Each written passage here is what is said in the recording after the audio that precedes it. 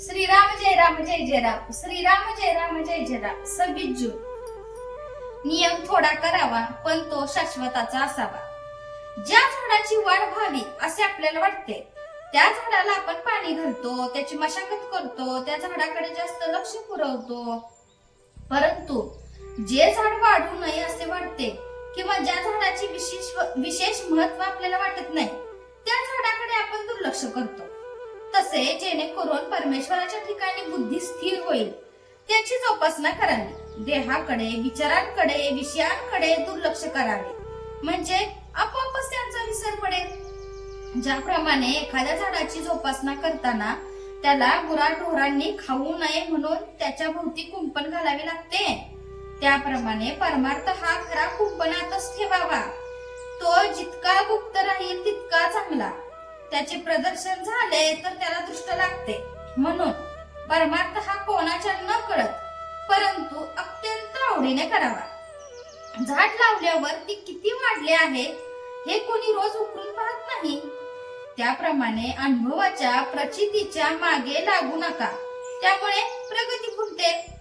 हट्टी आणि व्यसनी माणसे एका दृष्टीने मला आवडतात, कारण त्यांचा हट्ट भगवंताच्या मार्गाला लावला की झाले.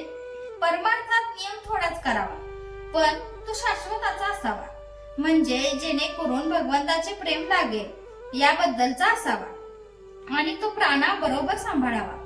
जे अत्यंत थोर भाग्याचे असतात त्यांना ध्यान मार्ग साधतो. हा मार्ग फार थोरांचा आहे. ध्यानामध्ये जगाचाच विसर पडतो. त्या अवस्थेमध्ये दिवस काय पण वर्षे सुद्धा जातील पण त्याच्या देहाला काही होणार नाही. आपल्या सारख्याला साधनात साधन म्हणजे भगवंताचे नाव, दानात दान म्हणजे अन्नदान आणि उपासनात उपासना म्हणजे सगुणाची उपासना होय. या तिन्हींमुळे देहाचा विसर पडतो. म्हणून शक्य तो या 3 गोष्टींची कास धरा. मनुष्याची साहजिक प्रवृत्ती व्याप वाढवण्याकडे असते. द्वैत वाढवून त्यात अद्वैत पाहण्यात आनंद असतो, हेही खरे. साधे मधमाशांचे उदाहरण घ्या. त्या अनेक झाडांवरून मध गोळा करतात आणि नंतर तो पोळ्यात एकत्र करतात. असा एकत्र केलेला मधाचा केवढा गोड साठा होऊ शकतो बरे.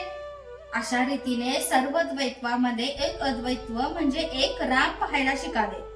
आणि ज्याला सर्वत्र राम पाहणे असेल त्याने स्वतःमध्येच राम पाहून प्रत्येक कृती ही रामाची समजावी. स्वतःमध्ये राम पाहिल्याशिवाय तो सर्वत्र पाहता येणार नाही.